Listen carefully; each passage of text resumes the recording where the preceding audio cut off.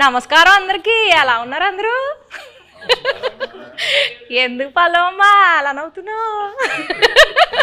Slag మారిందా? అందుకే method acting అంటారు కదా, అలాగా కొంచెం శ్రీకాకుళం సాంగ్ బానే ఉందండి.